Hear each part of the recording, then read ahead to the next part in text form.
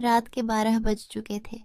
भाई ने धीरे से मेरे कमरे का दरवाज़ा खोला और अंदर आकर मुझे सोता हुआ देखकर अंदर से दरवाजे की कड़ी लगा दी। मैं भी सोने का नाटक ही कर रही थी। कमरे में हम दोनों के सिवा और कोई भी नहीं था। मुझे अच्छे से मालूम था कि मेरा भाई आधी रात को मेरे कमरे में किस लिए आया है।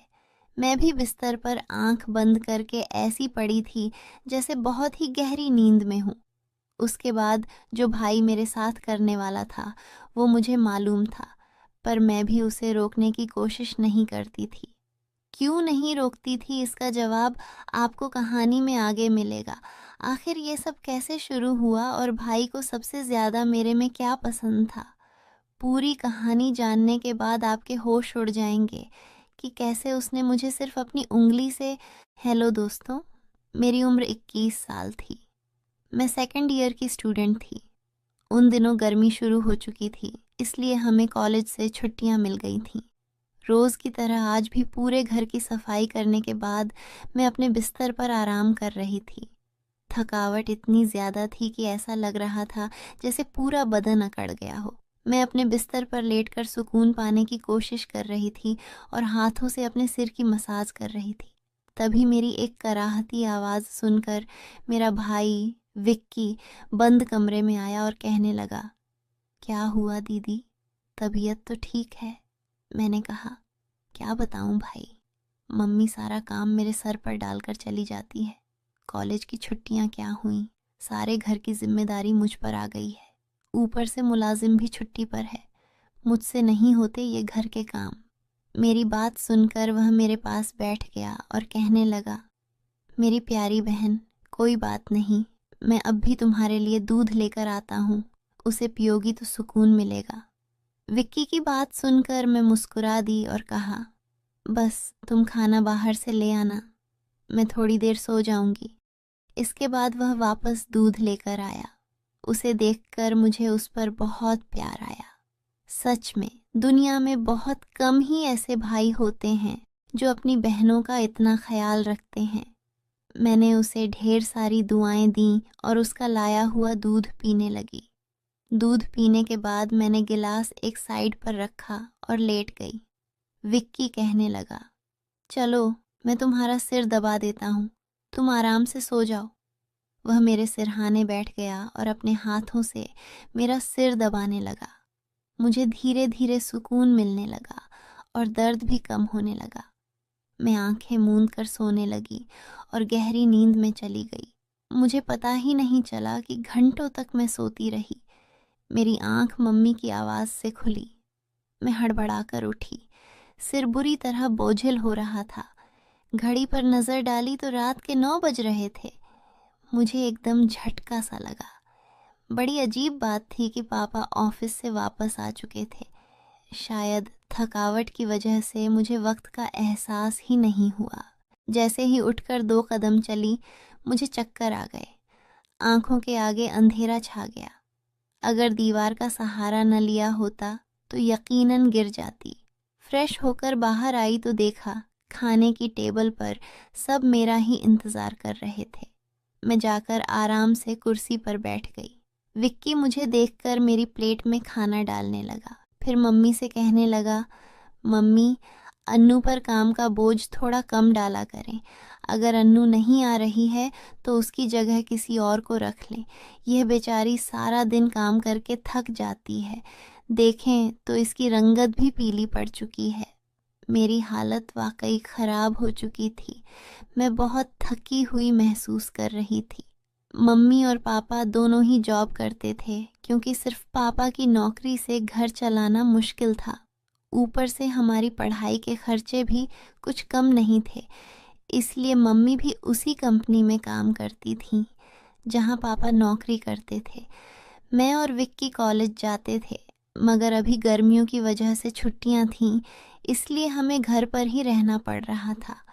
मैंने यह बात नोट की थी कि पिछले कुछ दिनों से विक्की मेरे साथ कुछ ज़्यादा ही जुड़ गया है। जब से मेरी छुट्टियां हुई थीं, वह मेरा बहुत ख्याल रखने लगा था। अगर मैं घर का कोई काम कर रही होती तो आकर मेरी मदद करने लगता। अगर मैं थक जाती तो मेरा सिर दबाने लगता। मैं उसे मना करती, मगर वह कहता, नहीं, तुम थक चुकी हो, इतना काम करती हो, मेरा हक है कि मैं तुम्हें सुकून पहुंचाऊं। मैं भी चुपचाप लेटी रहती। लेकिन एक रात जो कुछ हुआ उससे मेरे होश उड़ गए। क्या विक्की कभी ऐसा कर सकता है? उस रात मैं अपने कमरे में सो रही थी। आधी रात को मुझे महसूस हुआ जैसे कोई मेरे कमरे में आया हो। वह आहिस्ता आहिस्ता चलता हुआ मेरे बिस्तर के करीब आ रहा था। भले ही मैं सोने की कोशिश कर रही थी, मगर मेरा दिमाग पूरी तरह जाग रहा था। मैंने अचानक हड़बड़ाकर आंखें खोल दी। कमरा अंधेरे में डूबा हुआ था। जब मैंने चारों ओर देखा तो कमरे में कोई नहीं था, बस दरवाज़ा थोड़ा खुला हुआ था। मैं हमेशा सोने से पहले दरवाज़ा बंद करके सोती थी। फिर यह कैसे खुल सकता था? नींद से भरी आंखों से उठकर मैंने दरवाजे को बंद किया और लॉक कर दिया। फिर पलटकर बिस्तर पर सोने चली गई। मेरी आंखें बंद होते ही एक बार फिर मुझे किसी के चलने की आहट सुनाई दी, जैसे कोई मेरे बिस्तर के पास बैठ रहा हो। ऐसा लगा जैसे कोई अपना हाथ मेरी ओर बढ़ा रहा हो। डरते हुए मैंने पलटकर देखा, लेकिन वहां कोई नहीं था। घबराहट के मारे मेरी सांसें तेज हो गई थीं। मैंने तुरंत उठकर कमरे की लाइट ऑन की। दरवाज़ा खोलकर बाहर भी देखा, मगर वहां भी कोई नहीं था। आज से पहले ऐसा कभी नहीं हुआ था जो अब हो रहा था। मुझे प्यास लगी तो मैं कमरे का दरवाज़ा खोलकर बाहर निकली। उसी वक्त विक्की भी अपने कमरे से बाहर निकला। मुझे देखकर उसने पूछा, क्या बात है, आप अभी तक जाग रही हैं? मैंने जवाब दिया, कुछ नहीं, बस ऐसा महसूस हुआ जैसे कमरे में कोई मौजूद हो। पानी पीकर मैं दोबारा कमरे में आ गई और पीछे पीछे विक्की भी आ गया। उसने कहा, आपको डरने की ज़रूरत नहीं है। अगर आपको डर लग रहा है तो मैं आपके पास सो जाता हूँ। मैंने उसे मना करते हुए कहा, नहीं, तुम्हें अपनी नींद खराब करने की ज़रूरत नहीं है, तुम अपने कमरे में जाकर सो जाओ। लेकिन वह ज़िद करने लगा, मैं आपको अकेला किसी भी हाल में नहीं छोड़ सकता। आपकी तबीयत खराब हो सकती है, मैं आपको तकलीफ में नहीं देख सकता। आप सो जाएं, मैं यहीं सो जाता हूँ। आखिरकार मैं बेड पर जाकर सो गई। उसने तकिया उठाया और सोफे पर रख कर वहीं सो गया। उस रात मुझे ऐसा महसूस हुआ जैसे कोई मेरे सिरहाने बैठकर मुझे बहुत देर तक देखता रहा हो। उसने मेरे बालों को सहलाया, मेरे चेहरे पर उंगलियां फेरीं और मैं सुकून से सोती रही। यह सब मुझे एक सपने जैसा लग रहा था। अगली सुबह जब मैं उठी तो मेरा मूड बड़ा अजीब था, लेकिन जब मैंने अपने भाई पर गौर किया तो मैं हैरान रह गई। शुक्र था कि मैंने अपने जिस्म को दुपट्टे से ढक रखा था। मेरी कमीज़ बेतरतीब हो चुकी थी। मुझे हैरत हुई क्योंकि आज से पहले मैं कभी इस तरह इतनी गहरी नींद में नहीं सोई थी। आज मैं थोड़ी खुश भी महसूस कर रही थी, लेकिन इसकी वजह समझ नहीं आ रही थी। मैंने उससे पूछा तो उसने कहा, मैं तो रोज़ ही इतना खुश होता हूँ। जिसे आप जैसी बहन मिल जाए वह क्यों ना खुश हो। घर के सारे काम निपटा कर जब मैं बैठी तो विक्की तेल लेकर मेरे पास आ गया। कहने लगा, अन्नू दीदी, अपने बाल खोल लीजिए, मैं आपके सिर में मसाज कर देता हूँ। मुझे उसकी हरकतें अजीब लगने लगीं। मैंने कहा, यह तुम्हारा काम नहीं है, जाओ अपने दोस्तों के साथ घूमो फिरो, मुझे मसाज की ज़रूरत नहीं है। मगर उसने मेरी बात नहीं मानी और ख़ुद ही मेरे बालों से कैचर उतारते हुए कहने लगा, आप नखरे मत किया करें, किस्मत वालों को ही ऐसे भाई मिलते हैं। जब आपका भाई आपके खूबसूरत रेशमी बालों में मसाज करना चाहता है तो आपको क्या समस्या हो सकती है। आ जाइए, मैं आपके सिर की मसाज कर देता हूँ, आपको बहुत सुकून मिलेगा। वह मुझे उठाकर कमरे में ले गया। मैं बेड पर तकिया रखकर लेट गई। मेरे बाल बेड से नीचे लटक रहे थे। वह मेरे सिरहाने बैठकर मेरे बालों की मसाज करने लगा। विक्की मुझसे 4 साल छोटा था, लेकिन मुझे नाम से ही बुलाता था। उसने कहा, आप इतनी प्यारी हैं कि आपको देखकर दिल करता है कि आप हमेशा इसी तरह मुस्कुराती रहें और मैं आपकी लाड उठाता रहूं। वह मेरे बालों की मसाज कर रहा था और उसके हाथों में जैसे जादू था। मुझे इतना अच्छा लग रहा था कि मैं धीरे धीरे नींद की वादियों में खोने लगी। तेल की खुशबू भी बहुत जबरदस्त थी। मैंने उससे पूछा, यह कौन सा तेल है? वह बोला, यह बहुत ही खास तेल है, खास आपके लिए। आपके जो इतने हसीन बाल हैं ना, ये उन्हीं बालों के लिए बना है। उसकी बातें बहुत प्यारी थीं, हालांकि मैं समझ नहीं पा रही थी कि वह किस लहजे में बात कर रहा है। बहरहाल मसाज के दौरान ही मैं गहरी नींद में खो गई। कुछ देर बाद जब मेरी आंख खुली तो मेरा पूरा बदन दर्द से टूट रहा था। ऐसा लग रहा था जैसे मेरी टांगों पर बहुत ज्यादा वजन रखा गया हो। पूरे बदन में दर्द सरक रहा था। मैं धीरे धीरे उठकर बैठी और आसपास देखने लगी। मेरी हालत अजीब थी।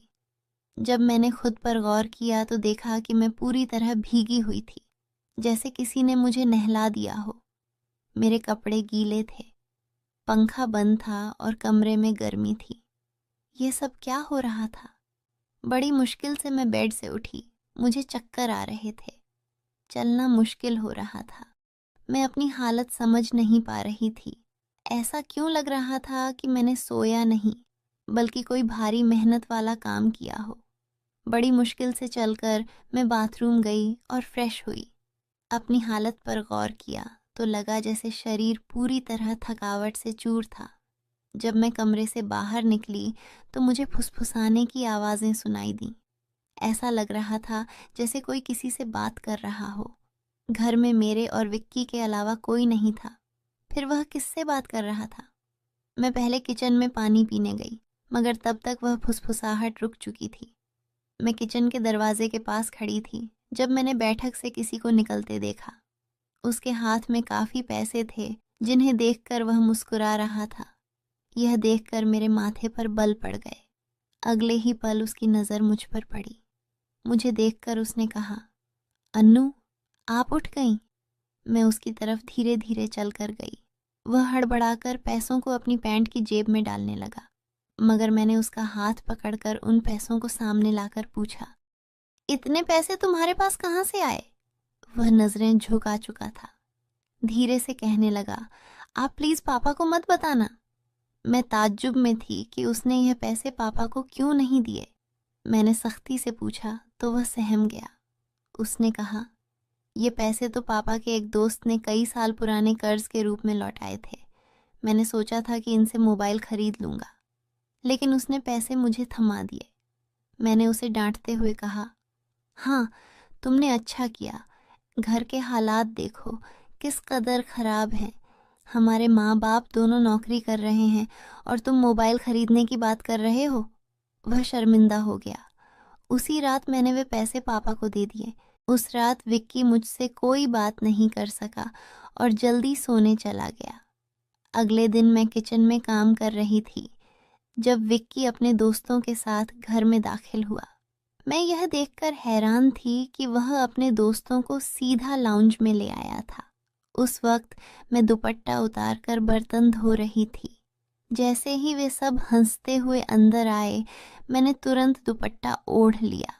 मैंने उसे समझाने की कोशिश की, ये क्या तरीका है? तुम जानते हो इस वक्त मम्मी पापा घर पर नहीं हैं, फिर भी तुम इन लोगों को घर ले आए हो। विक्की तुनक्कर बोला, ये मेरा घर है। जब आपको मेरा ख्याल नहीं है तो मैं आपका ख्याल क्यों करूं? अच्छा, खाना तैयार करो। ये मेरे बहुत ख़ास दोस्त हैं। वह मुझसे काफ़ी नाराज़ लग रहा था, मगर अब मैं क्या करती? खाना तो बनाना ही था। मैं उसके दोस्तों के लिए खाना बनाने लगी। तभी वह बोला, खाना परोसने भी तुम खुद ही आओगी? विक्की का यह रवैया मुझे हैरान कर रहा था। छोटी सी बात पर वह इतना कैसे बदल सकता था? मैंने खाना टेबल पर लगा दिया। मैंने गौर किया कि उसके दोस्त बार बार मुझे घूर रहे थे। वे सभी विक्की की उम्र से बड़े लग रहे थे और अजीब तरीके से मुझे देख रहे थे, जैसे मुझे निगल ही जाएंगे। मैं डरकर अपने कमरे में चली गई और खुद को बंद कर लिया। जैसे ही वे गए, मैं विक्की पर फट पड़ी। दोबारा तुम्हारे ये दोस्त इस घर में नजर नहीं आने चाहिए। मगर वह अगले ही पल मेरे गाल थाम कर कहने लगा, इतना गुस्सा कहाँ से आता है, वे दोबारा नहीं आएंगे। लेकिन आप इस बारे में मम्मी पापा को कुछ नहीं बताएंगी। विक्की के इस बर्ताव से मैं परेशान हो गई। वह कभी प्यार जताने लगता था तो कभी चिढ़ने। बहरहाल मैंने हामी भर दी और अपने कमरे में चली गई। मुझे विक्की की हरकतें दिन ब दिन अजीब लगने लगी थीं। उस रोज़ भी जब मैं अपने कमरे में आराम करने के लिए सोई तो अचानक मुझे अपने पैरों पर किसी के हाथ महसूस हुए। मैंने चौंक कर आंखें खोलीं तो देखा कि विक्की मेरे पैरों को अपनी गोद में रखकर मसाज कर रहा था। मैंने तुरंत उसे ऐसा करने से मना किया, मगर वह कहने लगा, मैं जो कर रहा हूँ मुझे करने दो। इस घर में एक मैं ही हूँ जिसे आपकी इतनी फिक्र है। मम्मी पापा को तो काम से ही फुर्सत नहीं है। मैं भी थक चुकी थी, आंखें बंद की और सोने लगी।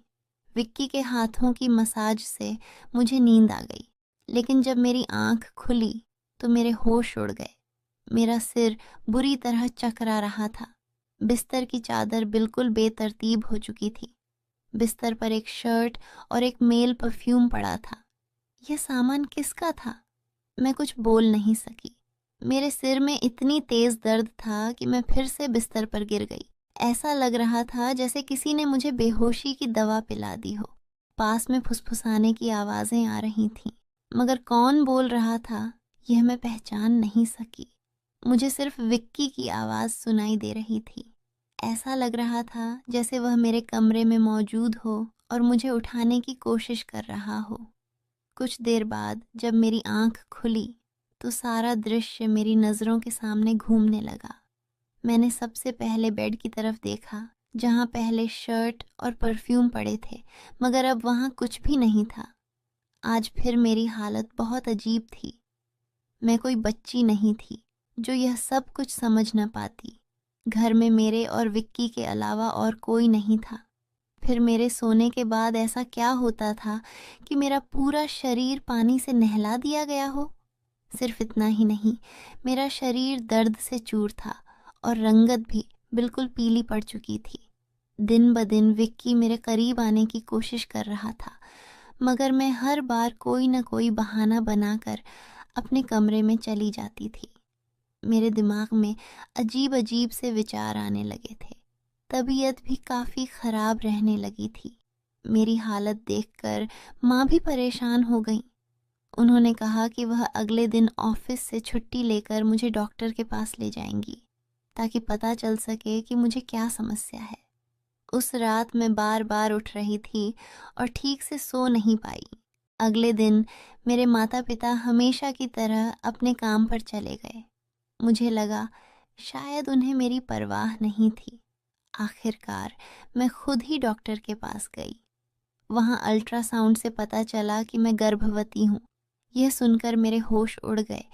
आखिर यह सब मेरे साथ कौन कर सकता था? विक्की मेरा भाई था, लेकिन फिर मेरे दिमाग में यह बात आई कि मैं उसे सगा भाई समझती हूँ, जबकि वह मेरा सौतेला भाई है। विक्की मेरी माँ की दूसरी शादी से था, जबकि मैं उनकी पहली शादी की औलाद थी। इस तरह की बातें मुझे गलत सोचने पर मजबूर कर रही थीं। मुझे समझ नहीं आ रहा था कि यह बात मैं अपने माता पिता को कैसे बताऊं। विक्की जब भी मेरे पास बैठता तो कभी मेरा हाथ पकड़ता तो कभी मेरे गाल खींचने लगता। मैं पहले इन बातों को हल्के में लेती थी, मगर अब सब कुछ अलग नजर आ रहा था। एक दिन मैं अस्पताल गई और अबॉर्शन से पहले डॉक्टर से कहा कि इस बच्चे का डीएनए टेस्ट किया जाए। डॉक्टर ने रिपोर्ट दी और जब मैंने उसे देखा तो मेरी सांसें थम गईं। जो मैं सोच रही थी वैसा कुछ भी नहीं था। बच्चा विक्की का नहीं था, लेकिन फिर सवाल उठा, यह किसका था? मैंने इस गुत्थी को सुलझाने के लिए अपने कमरे में मोबाइल का कैमरा फिट कर दिया। मुझे सच जानना था। कुछ दिनों बाद जब माँ पापा घर पर नहीं थे, विक्की फिर मेरे पास आया। उसने मेरे सिर की मालिश शुरू कर दी। मैंने बहुत कोशिश की कि मैं ना सोऊं, मगर तेल में शायद कोई बेहोशी की दवा मिलाई गई थी। जैसे ही मैं उस तेल को सूंघी, बेहोश हो गई। 1 घंटे बाद जब मुझे होश आया तो माँ बाप घर लौट आए थे। मैंने तुरंत अपने कमरे में लगे कैमरे की रिकॉर्डिंग देखी और जैसे ही सच्चाई सामने आई, मेरे पैरों तले ज़मीन खिसक गई। विक्की मेरे कमरे में अपने घटिया दोस्तों को लाता था। वे मेरे साथ घिनौना बर्ताव करते थे। अपना काम पूरा करने के बाद वे विक्की को पैसे देकर चले जाते। यह देखकर मैं पूरी तरह टूट गई। गुस्से और सदमे में मैं अपने कमरे से बाहर निकली। मैंने विक्की का गिरेबान पकड़ा और थप्पड़ों की बरसात कर दी। मम्मी पापा भी यह सब देखकर दौड़ कर आए। पापा ने मेरे हाथ पकड़ लिए और गुस्से में कहा, होश में हो क्या? पागल हो गई हो? क्यों मार रही हो इसे? मैं रोते हुए चिल्लाई, आप देखिए यह जलील इंसान मेरे साथ क्या कर रहा है। मैंने उन्हें कैमरे की रिकॉर्डिंग दिखा दी। वीडियो देखकर माँ फर्श पर गिर पड़ी। पापा को भी अपनी आंखों पर यकीन नहीं हो रहा था। गुस्से से भरे पापा ने विक्की को पकड़कर पीटना शुरू कर दिया। उसके मुंह और नाक से खून बहने लगा। तभी विक्की गुस्से में चिल्लाया, मैंने इसे कभी अपनी बहन समझा ही नहीं। मुझे पैसों की ज़रूरत थी और लोग इसके लाखों रुपए देने को तैयार थे। मुझे अपनी ज़रूरतें पूरी करनी थी, इसलिए मैंने यह कदम उठाया, अपनी बहन की जिस्म फरोशी करवाई। यह सुनकर मैं अपने कानों पर हाथ रखकर बस रोती रही। पापा ने उसे इतना मारा कि वह लहूलुहान हो गया, मगर जैसे तैसे वह खुद को छुड़ाकर घर से भाग गया। उसके बाद वह कभी भी उस घर में लौट कर नहीं आया। मेरे पेट में पल रहा बच्चा नाजायज़ था। मैंने उसका अबॉर्शन करवा दिया, मगर विक्की ने मेरे साथ जो घिनौना खेल खेला था वह मेरे मन से मरते दम तक नहीं मिटेगा। भाई वही होता है जो आपका सगा हो और आपकी इज्जत करे। किसी भी अनजान मर्द के सहारे अपनी जवान बेटी को छोड़ना बहुत बड़ी गलती है, क्योंकि ऐसे शैतानी मर्द हर वक्त इसी ताक में रहते हैं कि किसी बेबस और मासूम लड़की की इज्जत को नीलाम कर सकें। मैं अपने सभी सुनने और पढ़ने वालों से यही गुजारिश करूंगी कि अपनी बेटियों का हमेशा ख्याल रखें, उन्हें पर्दे में रखें और कभी किसी अनजान मर्द के सहारे अकेला न छोड़ें। इस पूरे मामले में गलती किसकी थी? मेरे माँ बाप की, जो पैसा कमाने की दौड़ में बच्चों से बिल्कुल बेफिक्र हो गए थे, या फिर मेरी, जो अपने सौतेले भाई के साथ अकेली इस घर में रहती थी और उस पर हद से ज़्यादा भरोसा करती थी। मैंने उसे हमेशा सगा भाई समझा, मगर वह मेरा भरोसा तोड़ गया। तो दोस्तों, अपनी और अपने परिवार की सुरक्षा को लेकर हमेशा सतर्क रहें।